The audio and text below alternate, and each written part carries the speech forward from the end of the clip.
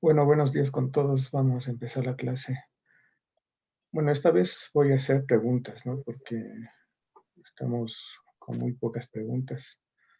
Así que realmente no hemos terminado una primera pregunta. Así que voy a hacer un repaso de todo esto, lo que hemos visto. Así que bueno, empecemos. No sé si está el señor Tixe.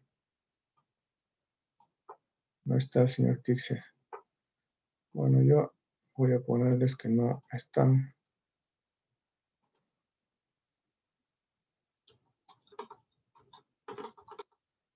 El 26 de febrero. Ya. Está Yasmín Torres, sí, ¿no? Sí, A ver, Yasmín. sí, presente. Sí, a ver, vamos a hacer una pregunta. ¿Qué es Netplan para usted? Ya Inge, por ejemplo, vimos que en la configuración de red se utilizaba NetPlan para lograr cambiar las direcciones IP. Ya. Eh, bueno, ya vamos a dejarlo así. Porque en realidad Netplan sirve para eso, ¿no? A partir de un archivo, ¿sí? Este archivo, a ver, vamos, este archivo, señor Santa Cruz, ¿qué extensión tiene? NetPlan. No, señor Santa Cruz. Disculpe. El archivo de Netplan sobre el que se trabaja, ¿qué extensión tiene?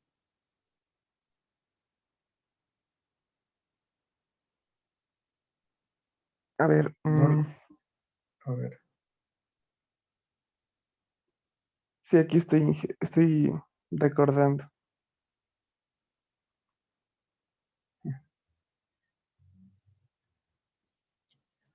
mucho tiempo, mucho tiempo. No recuerdo, Inge. Ariana López está.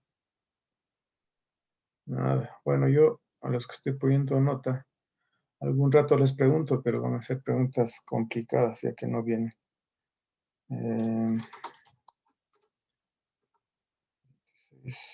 02. A ver, alguien que me conteste. Señor Steven Granizo, a ver, veamos. Es de extensión .yaml. Extensión .yaml. Y señor Guamán, está. ¿Por qué la extensión? O sea, ¿qué me dice la extensión? Porque es una extensión especial, pues no es una extensión TXT, o sea, no es una extensión eh, que me permita saber qué es texto, ¿no? Porque en realidad el archivo .yaml es un archivo de texto, pero ¿por qué la extensión? Dígame. Señor Guamán.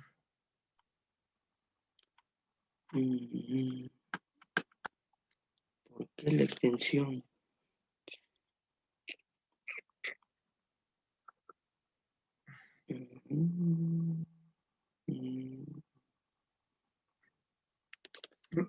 La verdad no recuerdo por qué tiene esa extensión. A ver, bueno, ¿alguien que conteste?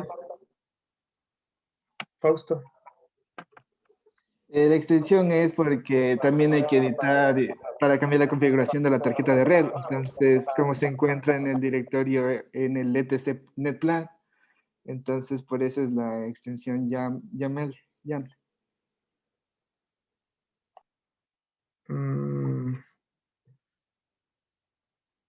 ¿Sabe que no? A ver, repítame la respuesta. Porque en el archivo de extensión hay que editar para cambiar la configuración de la tarjeta de red. Entonces, como se encuentra en el directorio tcplan, entonces se necesita configurar la IP y para luego a este mismo editar el archivo y ejecutarlo. No. Alguien que conteste. No es eso. A ver, miren. No es solo no es el contenido en sí lo que hace que su extensión sea YAML. Más bien, YAML es una extensión que tienen los archivos que cumplen con un formato de escritura.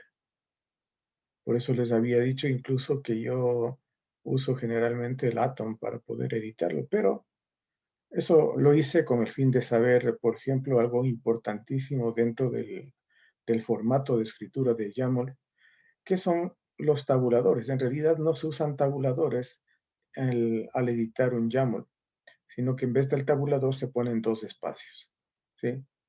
Entonces, eso es lo que vimos la vez anterior. Entonces, por eso es que abrí el Atom, contabilicé cuántos espacios tiene, entonces ahí sí yo podría usar el bin. O sea, esto simplemente para recordar, ¿no?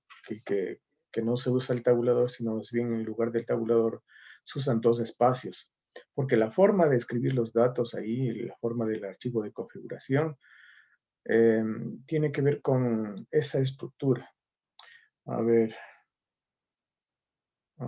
déjenme chequear si tengo por aquí un archivo YAML.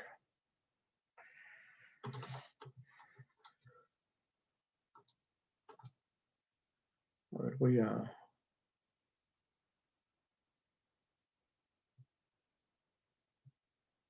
compartir mejor la pantalla para que se vean las dos cosas. Bueno, yo tengo aquí ya corriendo un servidor de Ubuntu.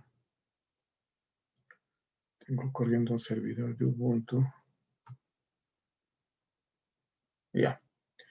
Y aquí ya estoy en el directorio de NetPlan. Y dentro del directorio de NetPlan, fíjense ustedes qué archivo hay. Es este archivo con un nombre largo, pero la extensión es YAML, ¿sí? YAML, ¿no? Entonces, a ese es el que voy a editarlo con sudo, porque son cosas que tiene que hacer un administrador, superusuario, ya que YAML es un archivo de configuración de la red, del equipo. Entonces, por eso debo poner, en este caso empieza con 00, bueno, entonces le pongo sudo bin, por ejemplo, y ahí sí 00, instale lo que sea. Y este es el archivo YAML. Como ustedes ven, tiene esta forma de escritura, ¿no? Y esto quiere decir que dentro de Network hay elementos que pertenecen a Network. ¿Qué elementos? Por ejemplo, está el Ethernet y el Version, ¿sí? Entonces, son 2 elementos que pertenecen a Network y por eso están dentro de Network. Y la forma de decir que están dentro de Network es con estos espacios, ¿no? Por ejemplo, aquí el NP0S3 está dentro de Ethernet, porque Ethernet significa o hace referencia a las tarjetas de red. Específicamente a la tarjeta de red ENP0S3, porque pueden haber más tarjetas de red, pero en este caso se está hablando de la ENP0S3. Y además, el DHCP, que es un elemento que pertenece a esta tarjeta, está en true, lo que significa que ahorita mismo mi equipo está funcionando como un cliente DHCP. Por lo tanto, no tengo nada que configurar en cuanto a IP. El que va a hacerlo en forma automática es el DHCP, el servidor DHCP, ¿sí? Entonces, esto solo para que observen nada más, ¿no? La forma de escribir. La forma de escribir es justamente un formato YAML. Por eso es la extensión. Escape 2 puntos. A ver, ¿qué pasó? ¿Dónde estamos? Escape 2 puntos. ¿Qué pasa? ¿Escribe o no se escribe? A ver. Escape 2 puntos. Ahí sí, ya listo. Ya, entonces tenemos esa como la razón para tener este YAML, la forma de escribir, el formato, ¿ya? Que es muy típico, por ejemplo, de lenguajes de programación como Python. Python utiliza las indentaciones esas justamente para evitarnos la escritura de las llaves, ¿sí? Por ejemplo, ahí dentro del formato for en C se utilizan las llaves y dentro de las llaves pues se escribe el código. En cambio en Python no, se deja de utilizar las llaves, pero en lugar de eso se utiliza las indentaciones, ¿no? Como para decir que un código pertenece a algún proceso. Entonces así mismo es aquí. Esa es la razón por lo que tenemos nuestros archivos .yaml. Bien.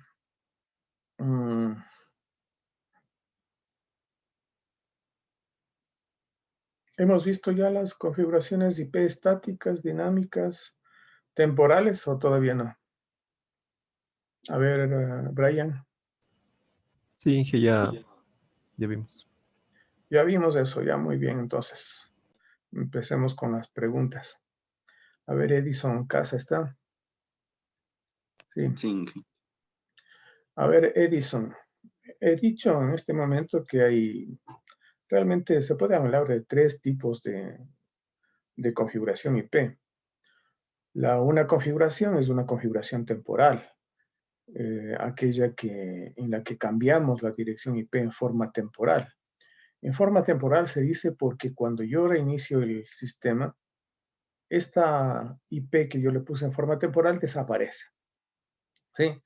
Eso quiere decir que la forma en la que yo configure temporalmente la dirección IP, o bueno, no solamente la dirección IP, haga la configuración IP del equipo, se almacenará en la RAM. ¿Sí? Porque en cambio la estática, cuando yo hago una configuración estática, aquella que no se modifica, tengo que utilizar ¿qué cosa, Edison? Para configurar una ruta estática deberíamos editar un archivo. Exacto, debemos editar un archivo, que en este caso justamente es el archivo de NetPlan, ese que es de extensión YAML, ¿sí? Bien.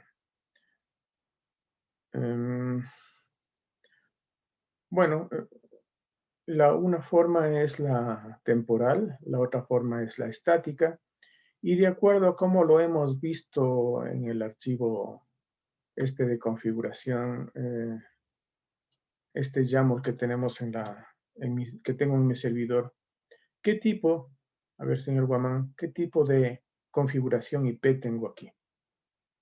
¿Qué tipo sería? ¿Qué me puede repetir la pregunta? No la entendí. Verá, yo tengo en el lado derecho un servidor Ubuntu. En ese servidor Ubuntu está mi archivo de configuración, ¿sí? Y lo que yo le pregunto es, ¿qué tipo de direccionamiento tendría en este caso?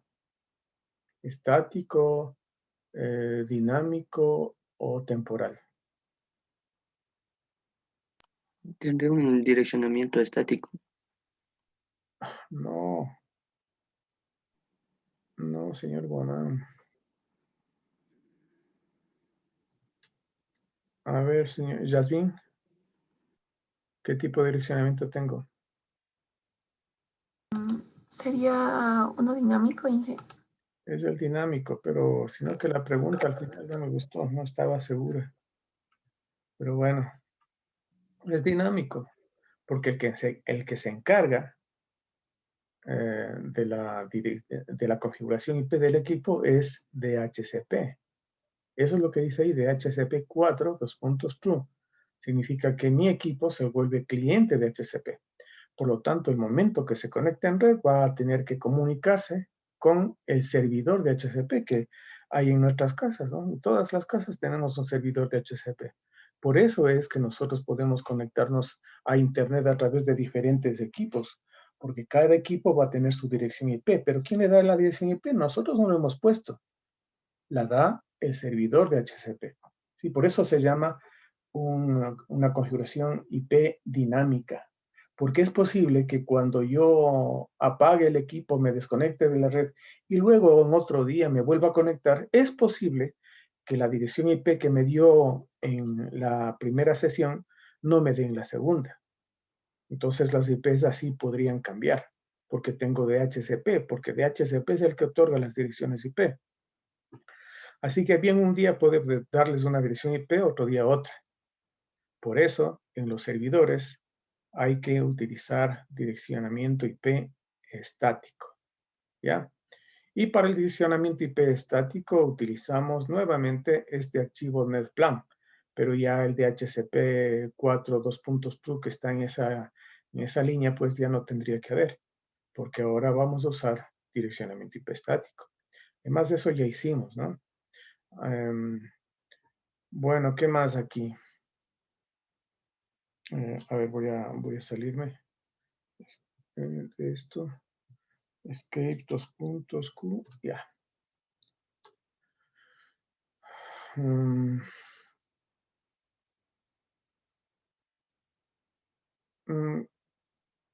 A ver, ya, sí, ya tengo la pregunta. A ver, señor Cochan, Brian Cochan. ¿Está? Sí, sí, sí. A ver, Brian, dígame una cosa, ¿cómo... ay, se me fue la idea ahorita.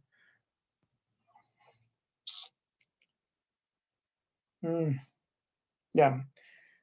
¿Con qué comando puedo ver la dirección MAC de mi tarjeta de red? O sea, para ver lo que sería con IPA. IPA, correcto. IPA, ¿ya? A ver, Brian Núñez. Sí, Inge.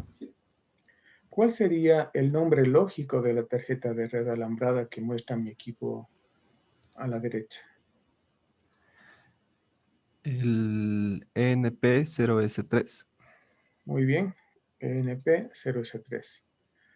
Steven Granizo, Sí, Inge.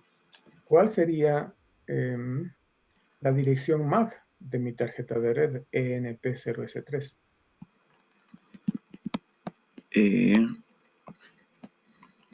Sería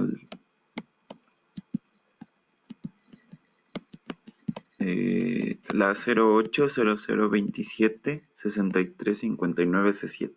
Perfecto, muy bien, muy bien. Ya, esa sería la dirección MAC, que estaría conformada por 6 octetos. Y no sé si se les dije, pero de esos 6 octetos, los 3 primeros corresponden al fabricante, ¿sí? Entonces, ustedes cuando vayan a internet digan identificador único organizacional, así se llama los 3 primeros octetos, ¿no? O sea, la dirección MAC está constituida por 2 partes. La primera, que tiene que ver con el OUI, que está conformada por los 3 primeros octetos, y significa identificador único organizacional, justamente porque identifica al fabricante, ¿sí? Y la segunda parte está formada por el código del equipo propiamente dicho, ¿sí? Entonces, ustedes tienen ahí este identificador único organizacional que con el cual podríamos saber cuál es el fabricante, ¿no? Entonces podríamos irnos a internet y poner estos números 080027 y con eso nos diría cuál es el fabricante del equipo. Aunque en realidad, bueno, pues esto no estoy muy seguro porque recuerden ustedes que estoy usando una máquina virtual en el que aparecen tarjetas de red virtuales y entonces ahí sí ya no estoy muy seguro si el fabricante coincide con lo que está ahí, ¿no? Entonces eso habría que ver, ¿ya? Pero en general, pues ahí está con este comando IPA, puedo obtener entonces la dirección MAC. ¿Cómo puedo ver, Luis Santa Cruz, cómo puedo ver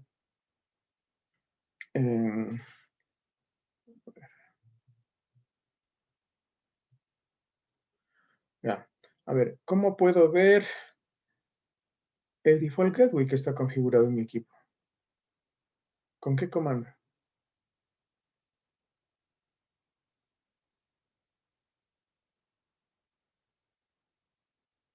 Sebastián. Sigue. Momentito.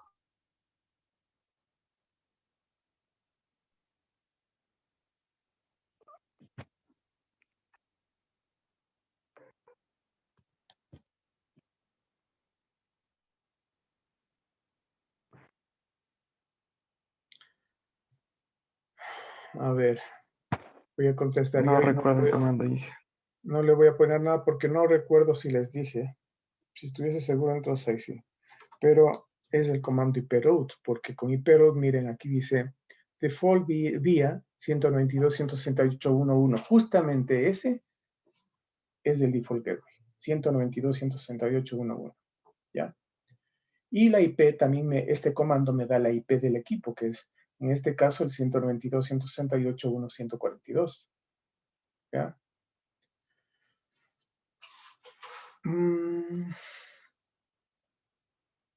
También estoy viendo la dirección de red, que es la red a la que pertenece mi equipo, es la 192.168.1.0.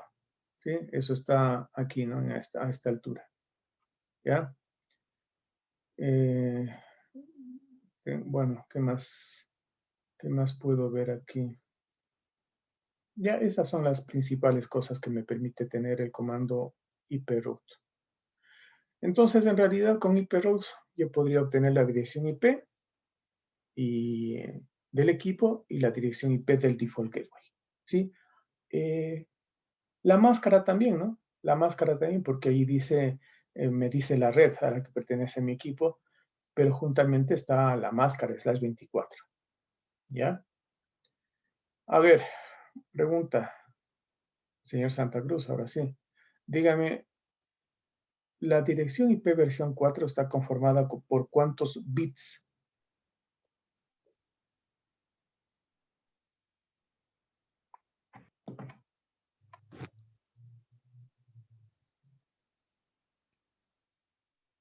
A ver, Sebastián, no le escucho. Muy buena pregunta, Inge. Sí, aquí estoy, Inge. Un ratito. 8 por 1, 2, 3, 4. Por 16 bits, Inge. 8 por 4, ¿cuánto? No, 8 por 4. 32, perdón. Sí, pues 8 por 4, Me puse 16. nervioso. Ya, muy bien. Son 32. ¿Sí? 32 bits. Y alguien que me diga la dirección IP versión 6, ¿cuántos bits tiene? 128 bits. ¿Quién me dijo? ¿Brian Cocha? Sí. Sí. A ver, Brian Cocha. 128 bits. ¿Ya? A ver, voy a preguntarle a alguien que falta aquí. Ricardo Venegas. Sí, Inge.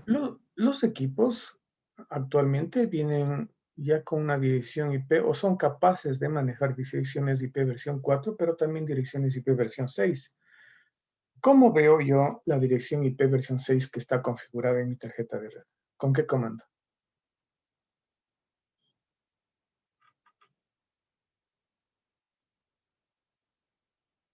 A ver, señor Venegas.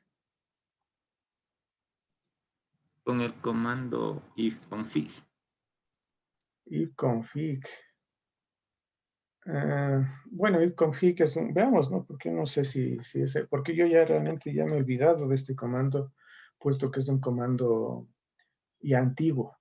Incluso miren que quiero poner ifconfig ahí y me dice que hay que instalar una herramienta que se llama NetTools. ¿Sí? Pero bueno, vamos a hacerlo. Yo no lo he usado tiempos. ifconfig. ifconfig antes servía justamente para ver las configuraciones IP del equipo. Bueno, igual todavía nos puede servir. Sin embargo, un comando más poderoso y más moderno es el IPA. ¿Sí? El IPA es simplemente una abreviación de IP Address Show. ¿Sí? Da lo mismo poner IP Address Show que IPA. Así que ese es el que está usando actualmente, ¿no? Y lo mismo en NetPlan para hacer la configuración del equipo. Con ifconfig me permitía ver la configuración IP del equipo, pero adicionalmente me permitía configurar el equipo y hacer algún manejo de la tarjeta de red. Así que bueno, voy a instalarle, pero vamos a ver. Sudo apt install NetTools.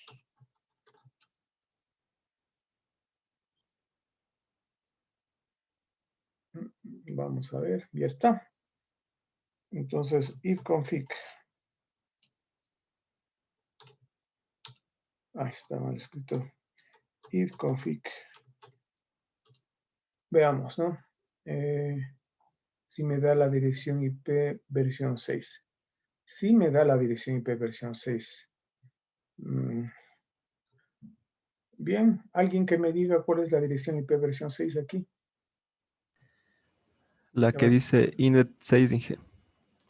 Ya, sí, la que dice inet 6, ¿no? Entonces sería FE80, dos puntos, a 00, dos puntos, etcétera, etcétera. ¿Sí? Esa tiene 128 bits. Así que, a ver, ahorita quién me contestó. Brian Núñez, Inge. Sí. Ya. Muy bien.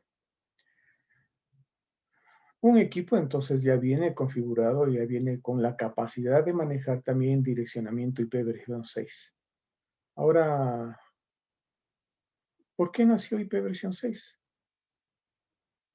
A ver, alguien que me diga. Porque estaban A ver, las direcciones. espera un ratito, por favor. Lo que pasa es que alzaron la mano, ¿no? Entonces yo a los que alzan la mano les doy la palabra. En este caso fue Ricardo Venegas. ¿Sí? A ver, Ricardo, dígame, ¿por qué apareció IPv6? Debido a que con IPv4 cada vez van quedando menos redes para asignar. Entonces, bueno, menos direcciones IP, ¿no? Menos direcciones de red para asignar. Entonces se dieron cuenta que tenían que ampliar ese espacio. Ya. Ya. Sí, pero esto ya pasó hace algún tiempo.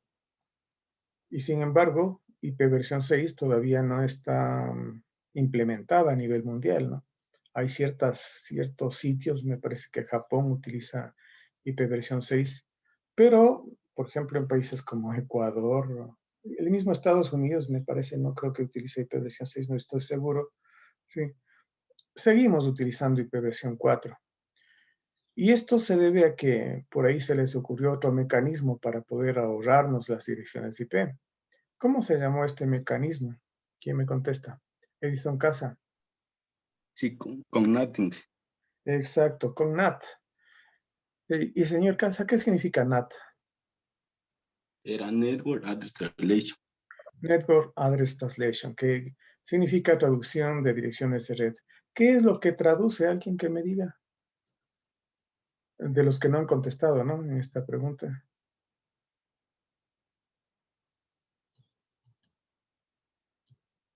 ¿Qué es lo que hace NAT?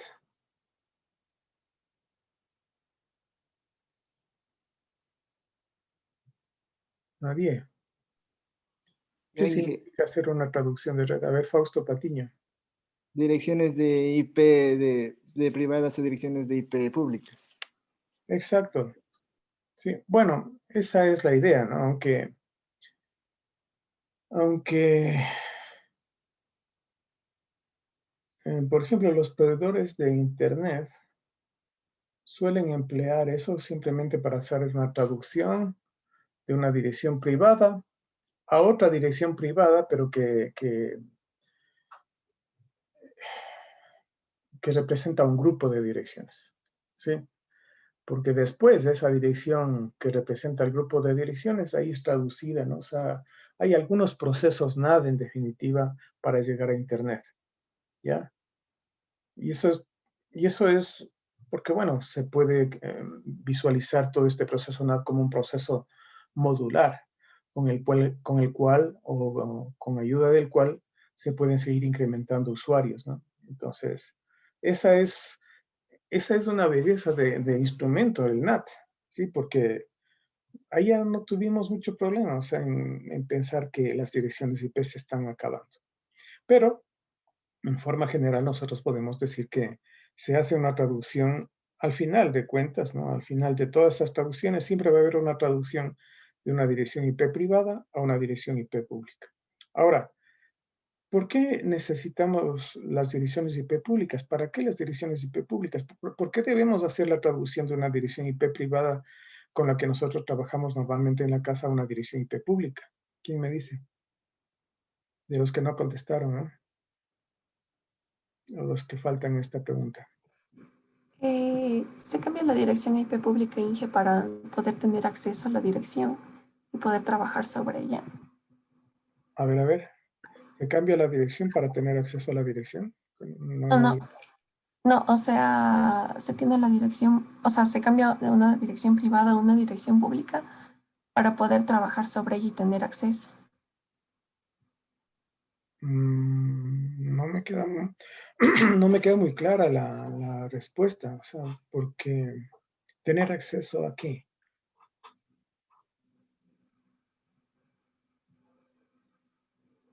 A Internet. A Internet, claro. Ujú. Esa es la idea, tener acceso a Internet a través de la dirección IP pública, porque en Internet se tienen o se trabaja con direcciones IP públicas, no con direcciones IP privadas, ¿sí? Y bueno, dentro del direccionamiento IP privado existen varias clases, ¿sí? Sí, se clasifican en clases. Hay la clase A, la B, la C, la D, la E y la F, ¿sí? A, B, C, D, E y F, ¿no? Son 6 clases de direccionamiento IP que se tiene con IP versión 4, ¿sí? Si ustedes van a Internet, vamos a ver si es que tengo esta información, direccionamiento, no, clases en IP versión 4. Voy a poner, sí, y ahí está justamente, ¿no? Miren, a ver, voy a mostrarles.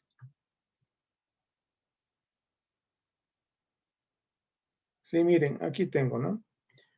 Todas estas son direccionamiento privado, ¿sí? Clases A, B, C y D, ¿ya? A ver si me pone una fila más.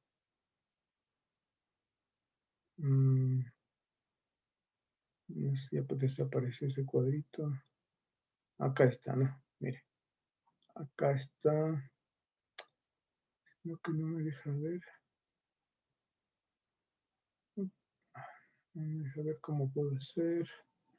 Tal vez más pequeño. Sí, ya, ahí. Entonces, miren, la clase A es un número que comienza y dice, ¿no? Entre la 0000 y la 127, 255, 255, 255. Todos los números, todas las IPs que tengan un número que cae en este rango son de clase A. Cuando yo creo mi máquina virtual e inicialmente esta no le hago ninguna configuración IP, le dejo solita ahí. Le pongo en el VirtualBox, por ejemplo, que la red sea en puente, ¿sí? O le dejo que sea ¿cómo se llama? O en NAT. O sea, por defecto viene en NAT, ¿se dan cuenta? Cuando yo tengo VirtualBox me refiero, a ver, voy a indicarles eso para que sepan de qué estoy hablando. A ver. ¿Dónde está? Aquí. Ya. Entonces, cojo cualquier máquina y ahí veo la configuración de red. Y esto puedo ponerle en adaptador puente, pero también puedo ponerle en NAT. Por defecto viene en NAT. Cuando yo no hago nada, simplemente viene NAT, lo que significa que hay una traducción, un traductor de dirección IP, privada a pública. ¿Para qué? Para que el equipo pueda conectarse a Internet, ¿no? Sin ningún problema, ¿ya? Si es que yo lo pongo como adaptador puente, quien dará el direccionamiento IP será el servidor de HCP que está en la casa. Pero cuando pongo en NAT, también tiene que darle una dirección IP al equipo. ¿Quién le da una dirección IP al equipo? En ese caso también le da un servidor de HCP, pero es un servidor de HCP interno que tiene VirtualBox en este caso, ¿sí? Entonces, de todas maneras, pues está funcionando por ahí un DHCP cuando le pongo en adaptador puente, es el DHCP de nuestra casa. Cuando le pongo en NAT, en cambio es un DHCP interno, ¿sí? Y ese es el que le otorga la dirección IP al equipo, ¿ya? Y ustedes habrán visto que al principio se tiene una dirección, ¿cuál es? La 10, 10, 10, 2, por ejemplo, por ahí. Y esa dirección 10, 10, 10, 2 correspondería a un rango que esté dentro de esto, ¿no? Más bien dicho, a una dirección IP que esté dentro de este rango. Sí, porque está un número, es 10, 10, 10, 2, ¿no? O sea, entonces es una clase A. Es una clase A privada, porque todas estas son direcciones privadas, ¿sí? Fíjense, por ejemplo, a ver. No son direcciones privadas, son todas las direcciones clase A, clase B. Pero, ¿dónde están las direcciones privadas? Bueno, en realidad la dirección privada clase A es justamente la 10, ¿sí? Pero eso no lo veo aquí. No lo veo aquí. Bueno, no importa. La clase A son direcciones IP que caen en este rango, de 000 a este número. La clase B, en cambio, son números que van desde el 128.000 hasta el 191. Nosotros, generalmente, en nuestras casas nos dan direccionamiento IP versión 4 de clase C. Por eso es que nuestras direcciones empiezan con 192, ¿sí? Entonces, cuando empiezan con 192 o terminan con este número que está por acá, entonces son de la clase C, ¿sí? Y clase C privada serían desde eso ya no recuerdo, déjenme ver, está por aquí. Bueno, es la 192, 168,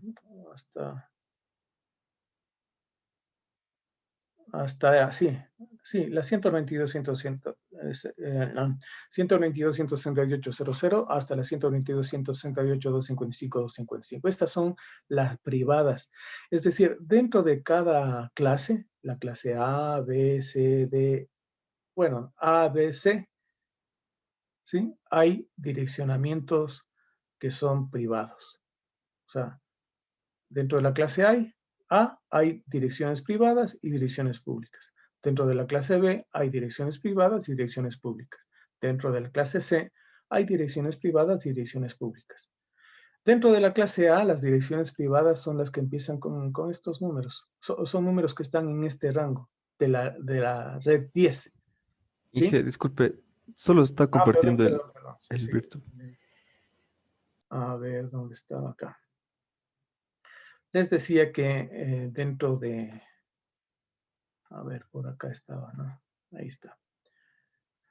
Todas las direcciones IP versión 4 se clasifican en clase B, A, B, C, D o E, ¿sí? Las clases E, estas no se utilizan, ¿no? Porque son reservadas, ¿sí? Las clases D tampoco se utilizan para configurar un equipo. Se utilizan, las aplicaciones utilizan este tipo de direccionamiento de multicast, ¿no? Cuando se necesita comunicarse al mismo tiempo con varios equipos a la vez. Entonces, ahí se utilizan estas direcciones multicast, pero de ninguna manera para poder configurar un equipo. Es decir, un equipo jamás podría tener una dirección 225, por ejemplo, 10, 10, 1. No, porque eso cae dentro de este rango y dentro de este rango hay direcciones multicast. Por lo tanto, no son utilizadas ni las D ni la E, que en cambio las D son experimentales. Y miren que hay un montón de direcciones IP que no podemos utilizarlas, ¿no? De los 32 bits, entonces, ¿no? Tenemos números 2 a la 32, ¿no? Que, a ver, con 32 bits nosotros podemos escribir 2 a la 32 números. Pero de esos 2 a las 32 números, miren que hay un montón de números que no podemos utilizar, que están en estos rangos, para direccionar a nuestros hosts, ¿sí? Los que sí podemos usar son los de la clase A, B o C. Los de la clase A, dentro de la clase A, que están todas estas direcciones, hay una pequeña parte que son direcciones privadas y el resto son públicas. ¿Cuál es la parte dentro del direccionamiento A que son direcciones privadas? Son las que empiezan con 10.000, ¿no? O sea, la red 10.000 en definitiva es la red privada clase A. En cambio, en la clase B son todos aquellos equipos que tienen las direcciones entre 128.000 y 191.255.255.255. ¿Sí? Y la clase C son direcciones IP que empiezan con la 122.000 y la 223.255.255.255. Generalmente nuestros equipos pertenecen a esta clase C, ¿sí? Aunque en el laboratorio de eléctrica, por ejemplo, ellos utilizan una clase B porque es la 172, ¿ya? Pero dentro de todas estas clases, A, B o C, hay clases, una subclasificación, digamos, clases privadas y clases públicas, ¿no? Clase A privada, clase A pública, clase B privada, clase B pública, clase C privada, clase C pública. Dentro de las privadas, pues ustedes tienen por acá, eso le vi aquí, ¿sí? A ver, aquí. Dentro de la clase A, la red privada son las que tienen estas direcciones. Las redes privadas o las direcciones privadas son las que tienen estas direcciones, las que caen en 10.001 hasta 10.255.255.255. Todas estas son direccionamientos clase A privadas. La clase B empieza con la 172.16, por eso en el laboratorio usan este direccionamiento, ¿sí? Clase B privada. Y la clase C privada es la 122, 168, etcétera, hasta este número, ¿no? Estos rangos que están ahí. Entonces, en realidad, nosotros normalmente estamos trabajando con una dirección clase C privada. Y esa dirección clase C privada tiene que ser traducida a una dirección pública, ¿sí? Por eso es que tenemos, miren, en muchísimos equipos, las mismas direcciones IP, privadas, ¿sí? Pero para que se comuniquen ya tienen ustedes que estar seguros de que deben comunicarse a través de una dirección IP pública. Por eso es necesario la herramienta esta NAT que permite hacer la traducción a una dirección IP pública, ¿ya? Entonces, todas las máquinas de laboratorio se verían, por ejemplo, a través de una dirección IP pública, ¿sí? Todas, a través de la misma dirección IP pública. Pero después hay una traducción inversa, ¿no? Porque si yo abro un navegador y me dirijo a un sitio X y otro compañero en otra máquina abre su navegador y se dirige a un sitio y las dos se ven a través de la misma dirección IP pública, entonces debe haber alguna forma en la que cuando yo reciba la respuesta del servidor web al que me estoy comunicando, la reciba adecuadamente. Es decir, si es que yo pedí al directorio, al servidor X que me responda, el servidor X me debe responder a mí y no al otro que tiene la misma dirección IP pública. Entonces, por ahí hay varios mecanismos que pueden hacer eso, ¿no? Entonces, bueno, aquí lo importante es que sepan en este momento que hay direccionamientos IP privados y públicos. Y en IP versión 4 hay 5 clases de direccionamiento. Nosotros podemos utilizar un direccionamiento IP privado, clase A, clase B o clase C. Y aquí ustedes tienen los rangos en los cuales se ubican en los diferentes tipos de direccionamiento, ¿sí? No sé si hay alguna pregunta al respecto. A ver. No, ya. Bueno, entonces, esto respecto al direccionamiento IP. Falta una cuestión. A ver, voy a la pantalla 2. Ya. Verán que hasta aquí nosotros hemos sido capaces de ver la dirección IP, la dirección MAC también, la dirección del default gateway. Falta algo. ¿Qué falta para tener una configuración completa del DNS? A ver, Steven Granizo. Perdón, Inge, ¿era el DNS lo que faltaba? Exacto, el DNS. Ahora, ¿cómo veo el DNS? Aquí sí que no me queda más que recurrir a un... A ver, ¿dónde estoy? Perdón, aquí me equivoqué. Escape. Ahorita, ¿quién me contestó? Perdón. Steven Granizo era, ¿no? Sí. Bueno, ya le puse, sí, ya le puse. Ya, voy nuevamente al servidor. Entonces, ¿cómo puedo yo saber cuál es la IP que tengo configurada para mi servidor DNS? ¿Sí? Entonces, a ver, ¿alguien me dice?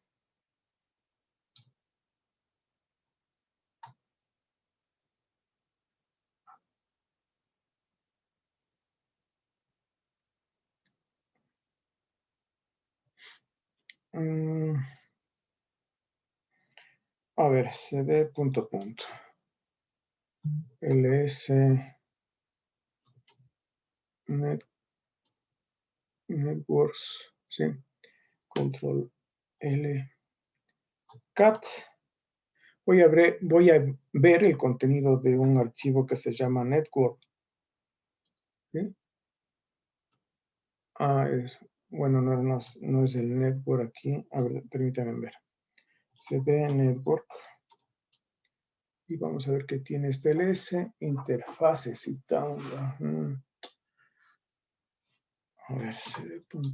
Vamos a ver aquí.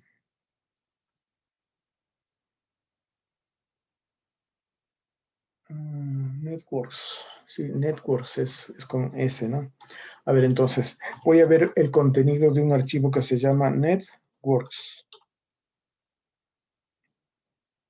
Ay, a ver. Ahí sí. Listo. Sí. Voy a abrirle con bin mejor. Sudo bin networks.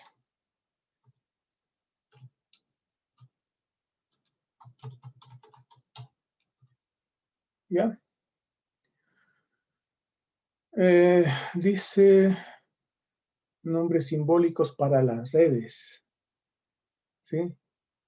Entonces aquí yo podría configurar los DNS de mi equipo. ¿Sí? ¿Para qué servía el DNS? Simplemente para hacer una traducción. ¿Sí? Una traducción. Bueno, voy a salirme de aquí, escribir 2 puntos con, ¿sí? Para hacer una traducción de URLs en direcciones IP, porque, por ejemplo, cuando abro un browser, yo pongo un URL, por ejemplo, pongo epn.edu.es, ¿sí? Ese es un URL. Pero como en Internet, bueno, como en las redes, más bien dicho, en las comunicaciones se las hace con equipos que tienen direcciones IP, entonces es necesario aquí hacer una traducción del nombre a una dirección IP. ¿Y quién se encarga de hacer esto? Es el servidor DNS, ¿sí?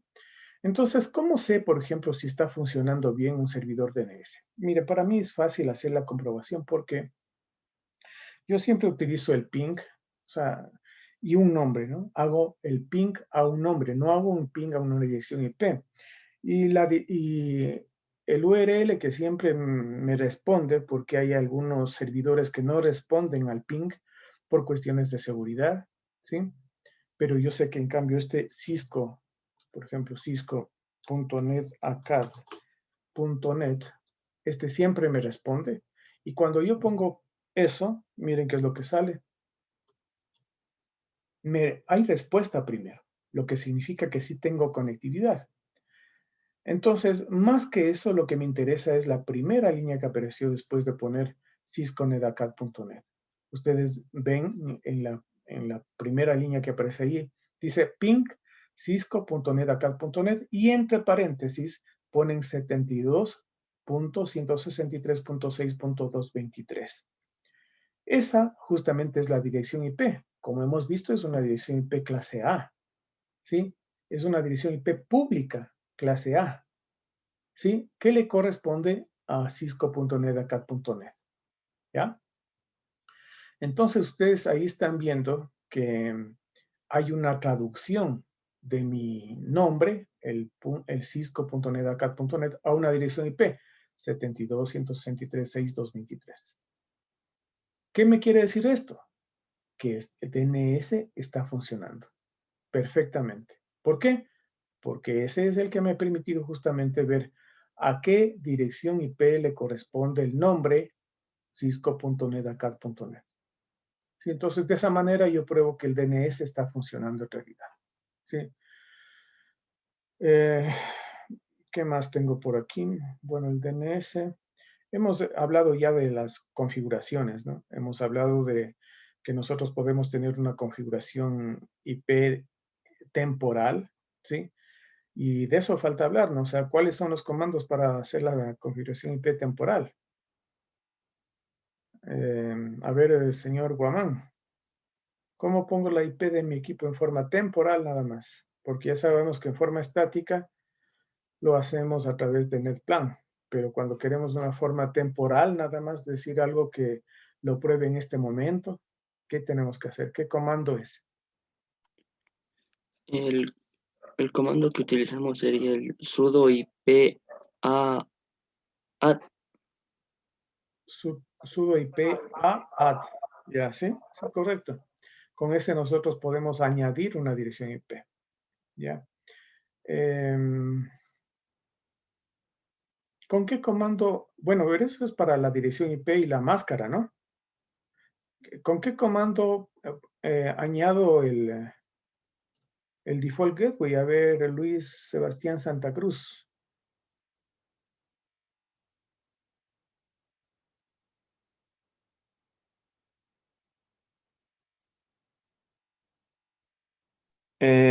Con el comando sudo iproot add default vía y se le Sí. pone el default gateway.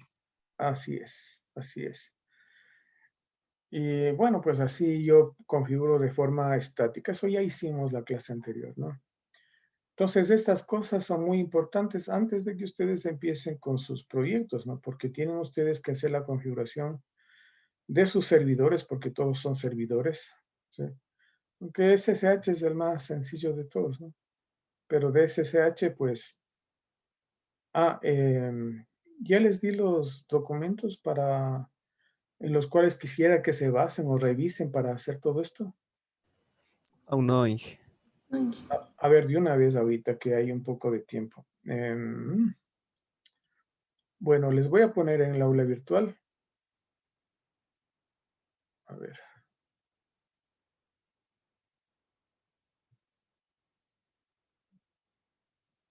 Esto es sistemas operativos, sí, aquí mismo. En teoría les voy a poner una carpeta. Voy a aumentarles por aquí una carpeta.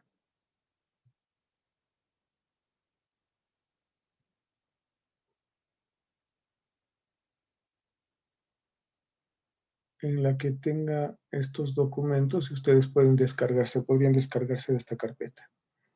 A ver dónde están las carpetas.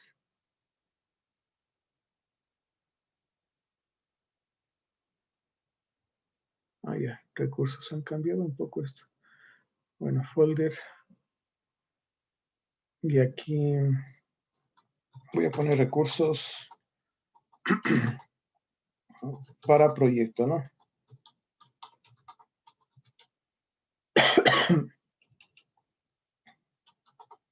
Ya. Recursos para el proyecto final y aquí voy a poner unos archivos que tengo. ¿Dónde está?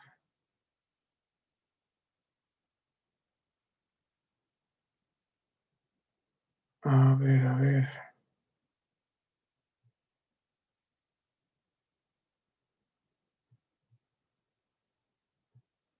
A ver, voy a buscar esto donde tengo material de apoyo.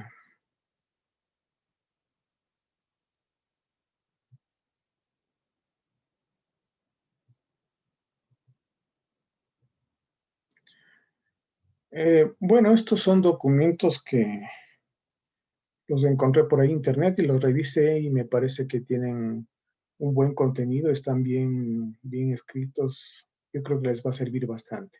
Pero estos son como documentos de referencia adicional porque ustedes tienen una guía del servidor de Ubuntu que también les puede servir. Aunque yo en realidad les voy a pedir en este momento, ¿no?, que estos servidores, servidor web, Samba, DNS, SSH, lo hagan en CentOS 7. Verán, todos van a trabajar entonces en servidores CentOS 7, ¿sí? Entonces tendrán que descargarse el ISO y todo eso, ¿no? Pero yo quiero que trabajen todos en CentOS 7. Y estos documentos que les estoy enviando ahorita, pues van a servir justamente para eso. A ver, ¿dónde está Samba? A ver. ¿Qué pasó? A ver. Voy a poner Samba. Ah, ya. Samba, y está DNS, Samba, SSH.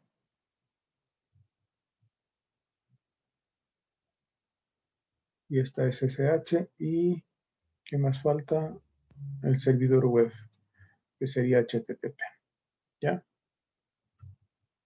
Bueno, ustedes ya deben empezar a leer esta documentación que les acabo de enviar al aula virtual.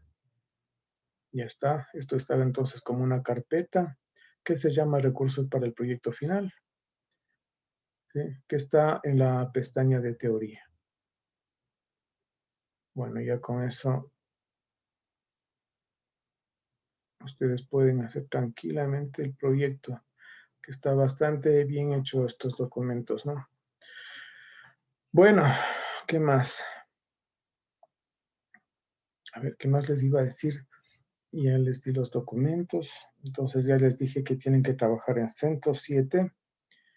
¿Y qué más? ¿Qué más del proyecto? Bueno, yo voy a ir chequeando clase a clase de lo que falta. Ah, las fechas no les he dado, ¿no? A ver, las fechas, chuta. Bueno, ya no hay tiempo. Sí, pero el día martes ya les indicaré las fechas, ¿no? Pero verán que falta poquito ya para terminar el semestre. Y ustedes tienen que ir trabajando, porque la última fecha de presentación sería con ustedes el 16. Me parece que es el 16 la última clase.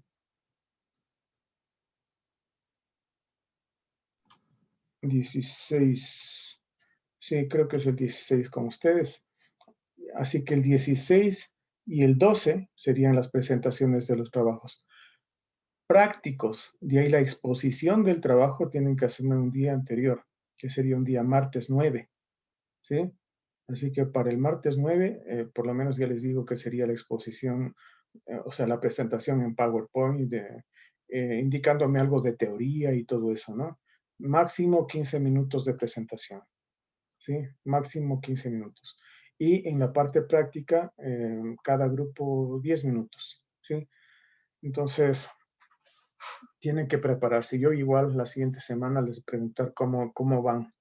Y también es importante que lean esto, porque ustedes cuando en la medida que lean van a enterarse de qué cosas tienen dudas y, para hacer el proyecto, porque hay algún alcance del proyecto también, pues, ¿no? O sea, no es que van a hacer todo lo que dicen en sus documentos, ¿no? Porque son algunas cosas que son muy ya más complicadas. Entonces, por eso ustedes deben leer para saber qué preguntarme, ¿no?